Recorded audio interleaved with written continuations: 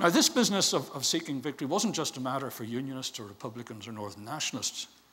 Other governments had it. There's a lovely passage in Garrett Fitzgerald's memoirs dealing with the Sunningdale talks, where towards the end, at a break in the talks, he said he gave the participants, the other members of the Irish government, a little test of looking at the various issues to score how the various parties were doing, and then he collected the figures and totted them all up, and he prints in his memoirs the precise figures that they awarded about, how much the Irish government had got. There was a figure of so much, and British government so much, SDLP so much, Unionists so much. And he said it was very clear looking at this that the Unionists were one who were dragging along at the bottom, hundreds of points behind the others on Garrett's sort of calculus.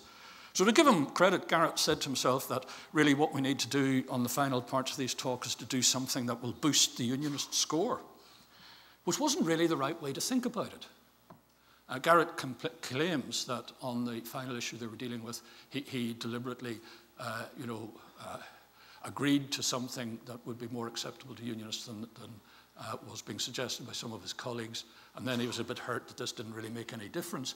But the problem with Garrett's response, even if he was in the right territory of thinking it, the problem was that what the things that he was offering Faulkner at the last stages were not things that were crucially important to him. As if you're going to have an agreement that's going to exist, the agreement's going to have to work for the parties. It doesn't mean it has to meet what all the parties want, but it has to have enough for them for it to work for them. And it's only going to work for them if it covers their vital interests. So what Garrett should have thought about in 74 when he had this feeling, this revelation that the Unionists hadn't got enough out of the talks, is he should have stopped and said to himself, well, what is the crucial thing for them? I got a lot of stick from some Unionists after the agreements in 1998 that on matters to do with sort of the operating procedures within the Assembly, the safeguards that the SDLP wanted in that, in terms of cross-community voting and decision-making and various other matters like that, and indeed some aspects of the structure of the Northern Ireland Executive Unionists were saying, well, you didn't have to do that. And my response to them was, actually, these were things that the SDLP needed to withstand the attack that would come on them from Sinn Féin. Bearing in mind, in 1998, Sinn Féin were bitterly opposed to a Northern Ireland Assembly, and were saying that an assembly would mean a return to Unionist domination. And the SDLP were very nervous of that charge. They needed to have things that they could turn around and point to their folk and say, look, we have got these guarantees, we can ensure that there will not be Unionist domination. And the procedure, what was called cross-community votes, which could be initiated on certain issues if a petition signed by 30 members of the Assembly were presented, was one of the key issues. In fact, during the operation of the Assembly then and now, nearly all issues have been taken by simple majority, and cross-community votes have been very much the exception, which is what I pretty well expected would happen in 1998. But nonetheless, I knew there was significance in this measure and that the SDLP needed it. So I was trying to ensure that the agreement was going to cover their vital interests. And I think that's hugely important in terms of dealing with these situations. This business of seeking victory, to say, wasn't just for the Northern Ireland parties. We continued to suffer, if you'll forgive me for a little sort of moan on my part, the Irish Department of Foreign Affairs were a persistent problem with this. Their interest, they said, was for cross-border cooperation, but their mindset was that of people who were seeking a victory, or at least something that had the appearance of compulsion, which was clearly present in the Sunningdale agreements, and the way in which, in negotiations between the British government and the Irish government in the early 1990s, and particularly with John Major's government, the DFA drove Major into agreeing things in documents which they drew up as being blueprints for an agreement, which were unacceptable to us because they did involve an element of compulsion. And right through even until 1998, they were still, as it were, trying to achieve a tribal victory on some issues, not necessarily huge issues, but issues which would be symbolically important from their point of view, and they thought from the point of view of Republicans. Indeed, that's the other big story about the last-minute negotiations in the last week. And we got an agreement simply because Bertie Ahern was there, and Bertie overruled the DFA on us being able to construct a procedure with regard to the establishment of cross-border bodies that met his needs and our needs at the same time. It's the old business of, can you find something that squares the circle?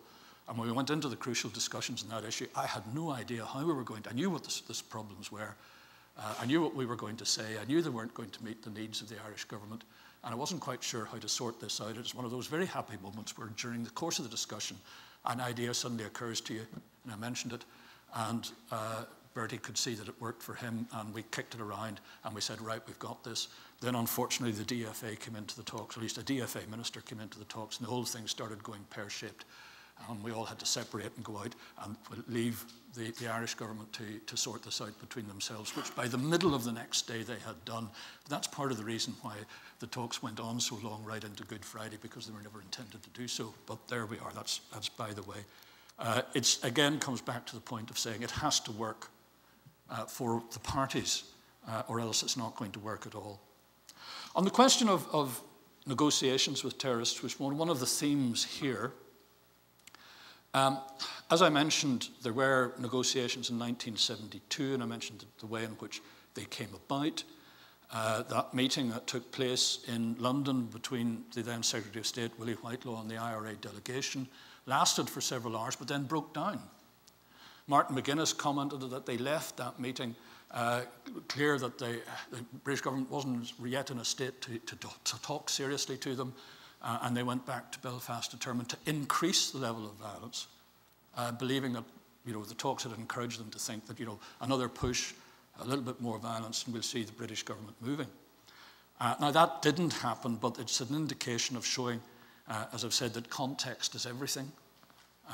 And those talks took place in the wrong context, whereas the context that was created mainly by John Major in the early 1990s was one where things did work well.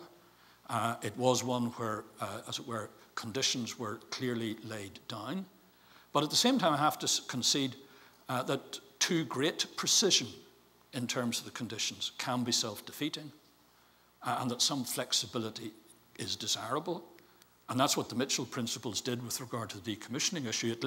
It, as it were, rearranged the conditions, didn't change the fundamentals.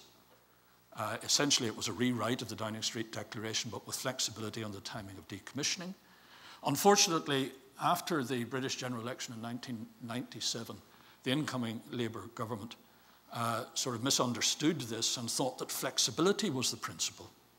And there was a period between 92 and 95 when the government was a bit too flexible, and it looked to the electorate as though the Republicans were driving the process, and we went into a hiatus for several years until Republicans overreached themselves and things then came right. So I don't want to dwell too much on the difficulties in the late 1990s, but I do concede that you need to have a little bit of wriggle room from time to time, but it's a matter of judgment how much you do, and you've got to keep your eye very clearly on the basic principles that you're dealing with.